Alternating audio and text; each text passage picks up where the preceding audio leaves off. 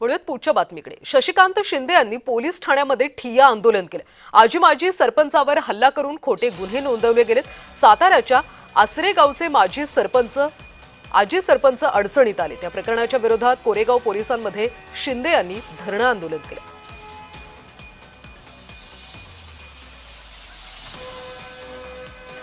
कारवाई 23 दिवस झाल्यानंतर सुद्धा होत नाही, त्या लोक बाहेर आले नाही।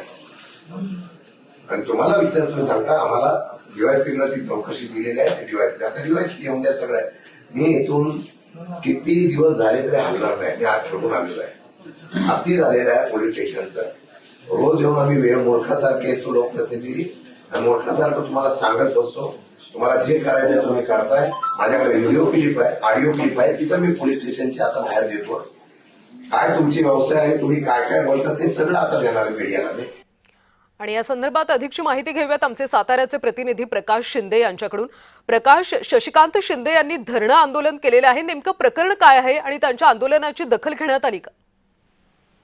नक्कीच कल्याणी, गेल्या काही दिवसापासून पक्षातील जे पदाधिकारी आहेत या शशिकांत शिंदे यांच्या कार्यकर्त्यांवर कोरेगाव पोलीस ठाण्याचे पोलीस निरीक्षक घनश्याम बल्लाळ हे एकागी भूमिका घेत असल्याचं शशिकांत शिंदे यांचा आरोप आहे। आणि या आरोपाच्या विरोधात त्यांनी धरणे आंदोलन कोरेगाव पोलीस स्टेशनच्या समोर केलेलं आहे। आणि त्यामुळे या ठिकाणी मोठा एक प्रश्न निर्माण झाला होता, परंतु शशिकांत शिंदे यांनी पोलीस अधीक्षक यांची भेट घेतल्याशिवाय हे आंदोलन स्थगित करणार नसल्याचा पवित्रा घेतल्यामुळे सुद्धा या ठिकाणी गोंधळ उडालेला होता। खरं तर शशिकांत शिंदे यांच्या कार्यकर्त्यांवरती खोटे गुन्हे दाखल करून त्यांचा मानसिक छळ होत असल्याचा शशिकांत शिंदे यांचा आरोप आहे।